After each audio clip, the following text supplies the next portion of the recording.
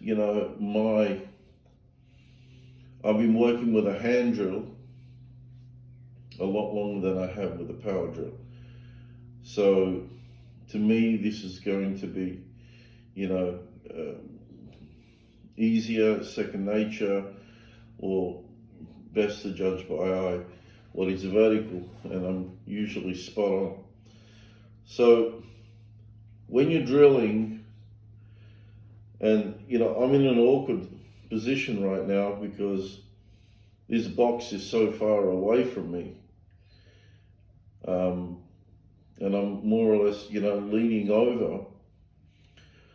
But when you're drilling, you want to drill absolutely vertical, as if you're using a drill press. You can buy many attachments to where you can make sure that you do drill vertical with your power drill, but I can do this by eye. Now, the other thing is that you definitely don't want to be like that. You don't want to be like that, because you will put the nail through the other side. And you know, admittedly, I've done that, not with this, but with the power drill, or the battery power drill. And I had to admit defeat. I totally suck with power tools. So I've already marked, there's a marking there and there, so I have this pretty much in the middle. Actually not, it's too late now. So now I have to just be careful and drill. Now the trick with using hand tools, and believe me, this is so important, is that everything has to be super sharp for you to work with ease and with some level of accuracy.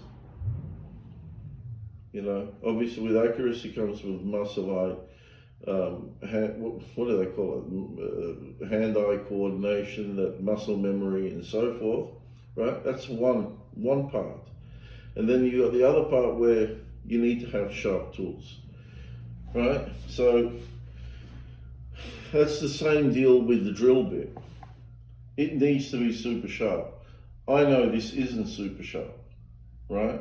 So it's going to require some level of brute force, but I can't afford to apply too much force, because I could inadvertently end up pushing it that way, and then I'll be drilling straight through, okay? Or the other way. So I'll just have to, you know, turn the drill longer than otherwise I would normally have to. And now it's biting into the wood, okay? And there we go. That's about all that is needed, right? The rest, so I don't know what that was. I think it probably was halfway, or just a little above half. And this will stop, the pilot hole will stop the part from splitting.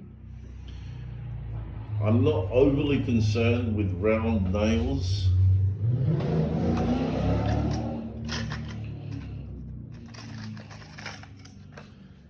Okay, I'm not overly concerned with round nails such as these, but they do sometimes split the wood, without a doubt.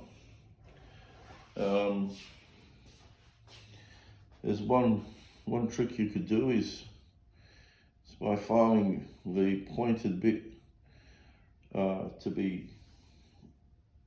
take out the pointed bit, so to file it flat. So this will go in part way, okay, so I can push it down with my hand, with my finger I mean, or thumb, and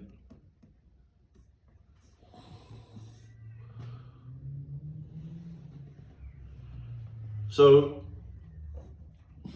what this will do, this will go part way down into the wood, and then the other part that has no drill, the nail will have to do its bit and bite into the wood. So the pilot hole is the same diameter as the diameter of the nail. So I'm using a 16-ounce hammer, and the hammer has a rounded head on it, and that will, well, in this case it doesn't matter. The top, this has got a flat head, and it's larger than the body, so you could use another hammer. I'll show you.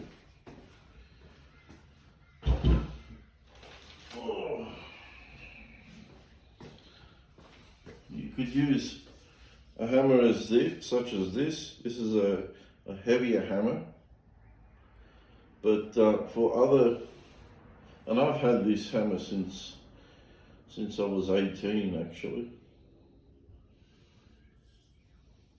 It's when they used to make wooden ones, but it's a good hammer, but I don't use it nearly as often. This one here has got a gill pin on it. I don't know if that's the name of the owner or if it's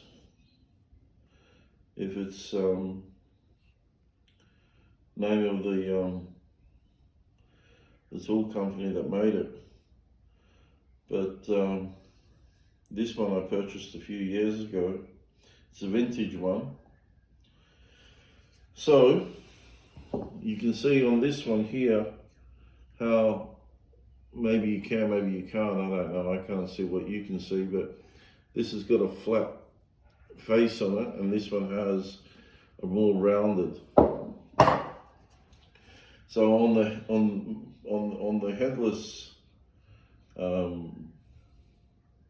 headless nails, this one works, you know, to a treat, because it actually pushes it down to be just either flush with the surface, or in fact it actually makes it just go a little bit under the surface, and it leaves no hammer marks, right? Unless you want to leave hammer marks. But this one here will. So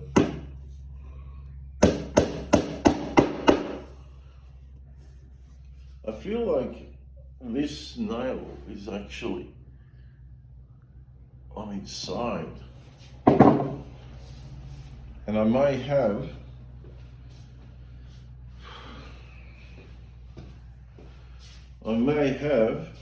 actually inadvertently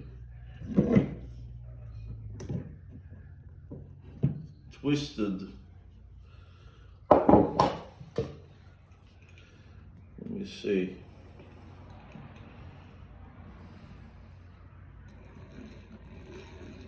Yeah. All right. I did. While I was talking, demonstrating,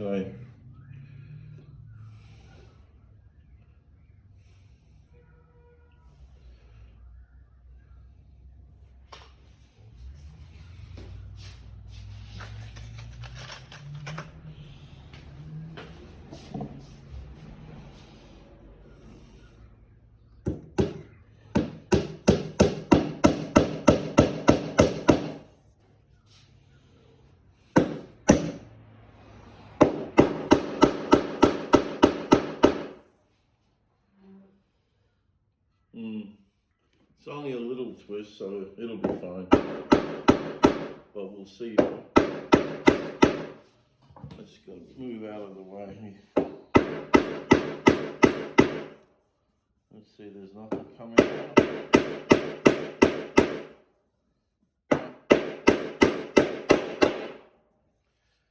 So, very, very fortunate there. You know, when you're working on your own is one thing, and then when you're trying to demonstrate, it's another thing, and you tend to make mistakes. But that's basically it. That's what I wanted to show you. Don't know what else to say, so I'll just save the megabytes and bid you farewell. Thanks for watching.